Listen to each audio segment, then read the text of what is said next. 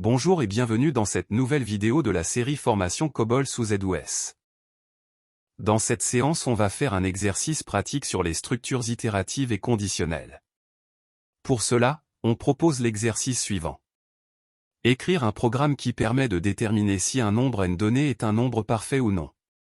Un nombre est dit parfait s'il est égal à la somme de ses diviseurs stricts, c'est-à-dire excepté lui-même. Exemple. N égale 6 est un nombre parfait. En effet, les diviseurs stricts de 6 sont 1, 2 et 3, et 6 égale 1 plus 2 plus 3. N égale 28 est parfait. En effet, les diviseurs stricts de 28 sont 1, 2, 4, 7 et 14. 28 égale 1 plus 2 plus 4 plus 7 plus 14. Passons à l'analyse de cet exercice. Pour vérifier si n est parfait ou non, on doit réaliser les actions suivantes. 1. Calculer la somme des diviseurs stricts de n dans une variable somme, par exemple. 2. Comparer la variable somme à n puis afficher le message nombre parfait si somme est égale à n ou nombre non parfait dans le cas contraire. Détaillons la première action. Pour calculer somme, on parcourt les nombres de 1 à n-1, un par un.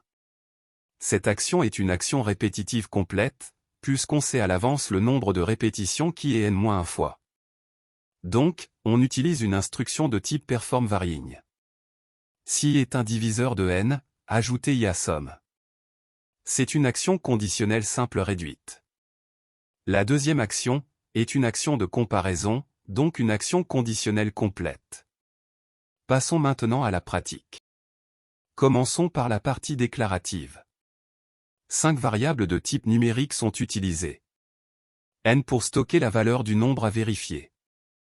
Somme pour stocker la somme des diviseurs stricts de n. Y est un compteur pour parcourir les diviseurs de n. Reste et quotient sont deux variables pour stocker le reste et le quotient durant l'opération de division. Passons maintenant à la partie logique de ce programme. On commence par initialiser n par la valeur du nombre à tester, et par 0 la variable somme. Puis on parcourt les entiers de 1 à n-1, en utilisant la boucle perform. À chaque passage dans la boucle, on divise n par l'entier y et en retient le reste. Si reste égal à 0, on ajoute y à somme. À la fin on compare somme et n. S'ils sont égaux, on affiche nombre parfait, sinon, on affiche nombre non parfait. Sauvegardons notre programme et passons à la compilation et à l'exécution en utilisant un JCL.